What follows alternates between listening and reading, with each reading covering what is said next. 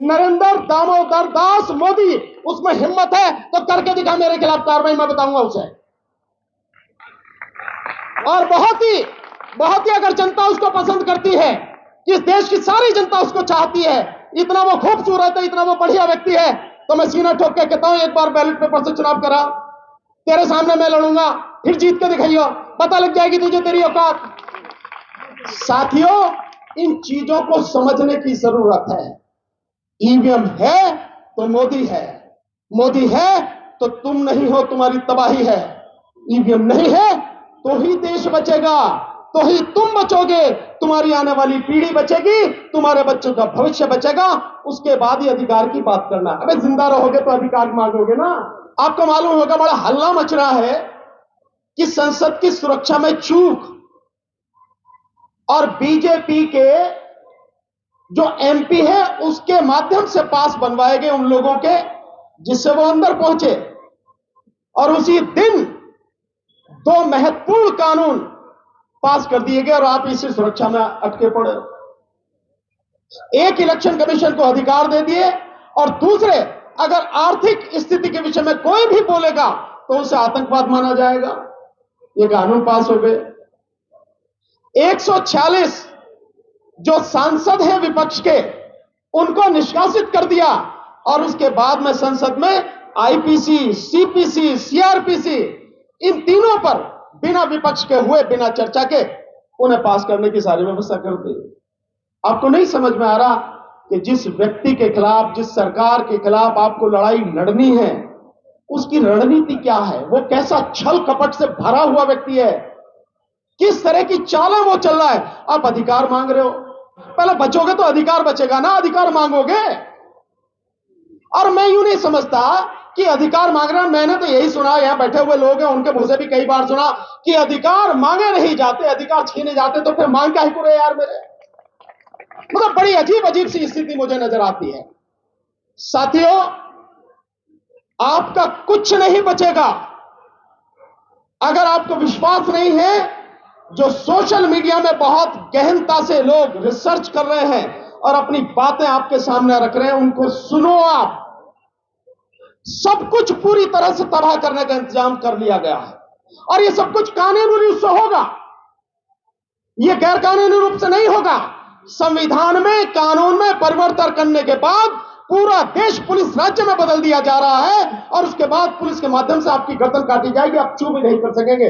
आपको नहीं समझ में आ रहा है, मैं बार बार इस बात को कहता हूं। इस मोदी सरकार को जब तक आप पूरी तरह से अंधकार में दफन नहीं कर दोगे, पाताल की गहराइयों में दफन नहीं कर दोगे, आपको कुछ मिलने वाला नहीं है, बचने वाला नहीं है। मिलेगा तो दूसरी बात है। अभी एक रिपोर्ट आई है, अभी आदरणीय राजन पाल गौतम जी ने जो बताया, आपको इससे नहीं समझ में आता कि 2.25 लाख स्कूल बंद हो गए। ये क्या है? और जो 2020 में नई शिक्षा नीति जो आई है, उसके अनुसार क्या है? हर चीज को प्राइवेट हाथों में दिया जा रहा है, हर चीज को। और जब सारी चीजें प्राइवेट हाथों में चली जाएंगी, शिक्षा को भी प्राइवेट हाथों में दिया जा रहा है, तो कहां से तो आप पढ़ेंगे, आपके बच्चे कहां से पढ़ेंगे, कहां से आपको जानकारी मिलेगी, कहां आप नौकरियों में आ सकोगे, कहां व्यापार में जा सकोगे, क्या कर सकोगे? कुछ भी नहीं साथियों। तो ये जो सारी चीजें हैं जिस तरह से की जा रही हैं, कुछ भी बचने वाला नहीं है। इसलिए मैं तो आपसे यह निवेदन करूंगा, अपनी आंखें खोलो और सबसे पहले इंतजाम इस सरकार को सत्ता से हटाने का करो। और साथियों, वो तभी संभव है जब ईवीएम को आप हटा पाएंगे, उससे पहले संभव नहीं है।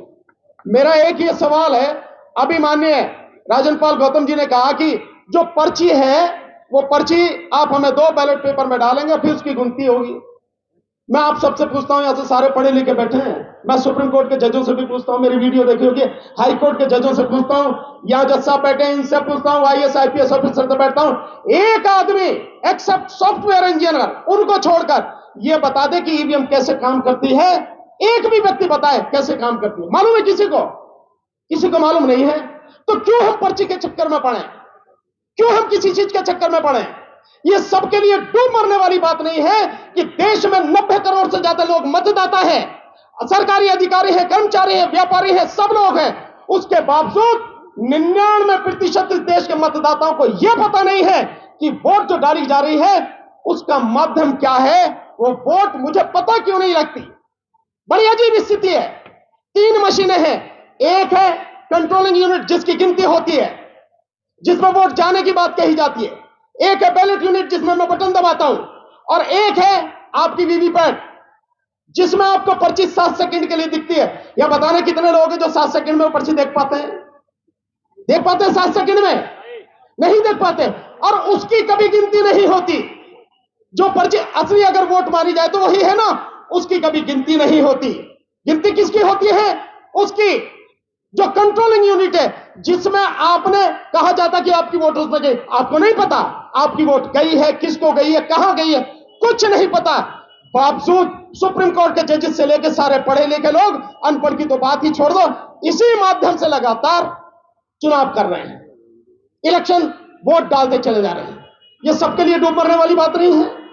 मैंने बार बार कहा है कि पॉलिटिकल पार्टियां, विशेषकर कांग्रेस जो पार्टी है, और कांग्रेस के साथ साथ में जितनी भी इंडिया गठबंधन में ये 27-28 पार्टियां हैं, क्यों नहीं सड़क पर उतरकर इसका विरोध करती हैं कि ईवीएम से चुनाव होगा तो हम भाग नहीं लेंगे, चुनाव होने नहीं देंगे। और आप समझ लो, अगर आप ये नहीं करेंगे आंदोलन, तो इसके बाद कुछ बचना नहीं है। मैं बार बार कह रहा हूं, आपकी सारी तबाही का नरेंद्र दामोदर दास मोदी, उसमें हिम्मत है तो करके दिखा मेरे खिलाफ कार्रवाई, मैं बताऊंगा उसे। और बहुत ही अगर जनता उसको पसंद करती है, इस देश की सारी जनता उसको चाहती है, इतना वो खूबसूरत है, इतना वो बढ़िया व्यक्ति है, तो मैं सीना ठोक के कहता हूं, एक बार बैलेट पेपर से चुनाव करा, तेरे सामने मैं लड़ूंगा, फिर जीत के दिखाइयो, पता लग जाएगी तुझे तेरी औकात। साथियों, इन चीजों को समझने की जरूरत है। ईवीएम है तो मोदी है, मोदी है तो तुम नहीं हो, तुम्हारी तबाही है। ईवीएम नहीं है तो ही देश बचेगा, तो ही तुम बचोगे, तुम्हारी आने वाली पीढ़ी बचेगी, तुम्हारे बच्चों का भविष्य बचेगा। उसके बाद ही अधिकार की बात करना। अबे जिंदा रहोगे तो अधिकार मांगोगे ना, जिंदा ही नहीं रहोगे तो काहे के अधिकार है। इसलिए मेरा आप सबसे निवेदन है, ईवीएम के मुद्दे को पहला मुद्दा बनाकर इस पर संघर्ष कीजिए, सड़क पर आइए। जितने भी पॉलिटिकल पार्टी हैं, नेता हैं, सबको कहिए कि यह आम है। हालांकि इनसे कहने का कोई फायदा नहीं है, क्योंकि इन सभी नेताओं के रहते हुए आपके तमाम अधिकार कानूनी रूप से इसी संसद में, विधानसभाओं में खत्म कर दिए गए, और ये मुर्दे जरा भी कुछ नहीं कर पाए।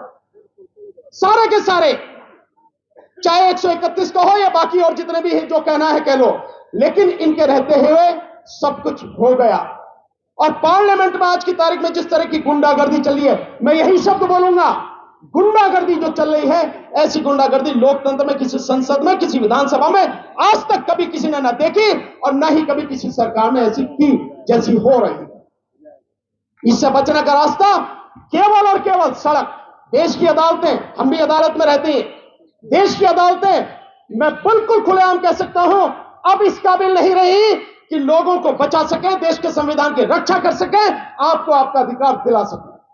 और जब अभी जज साहब कह के गए कि जून 18 में जब 4 जजेस बाहर निकल कर आए, तो उन्होंने भी तो पब्लिक से कहा था कि लोकतंत्र खतरे में, तो तब भी नहीं समझे। साथियों, जो स्थिति है, केवल और केवल देश की जनता सड़क पर आएगी तो ही देश बचेगा, अन्यथा कुछ बचना नहीं। मैं एक सूचना आपको देता हूं, शायद आप लोग साथ दे पाए हमारा।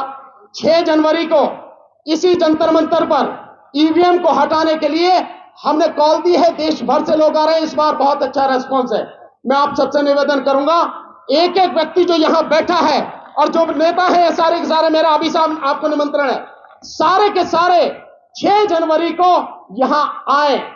साथियों, मेरी बेटी की शादी नहीं है, मेरे बेटे का भी यहां नहीं है, जनता की लड़ाई है, हम सबकी लड़ाई है।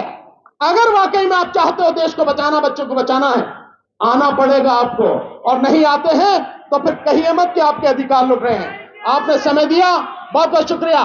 6 जनवरी 2024, बहुत बहुत शुक्रिया। नमो बुद्धाय, जय भीम। बहुत बहुत शुक्रिया सर।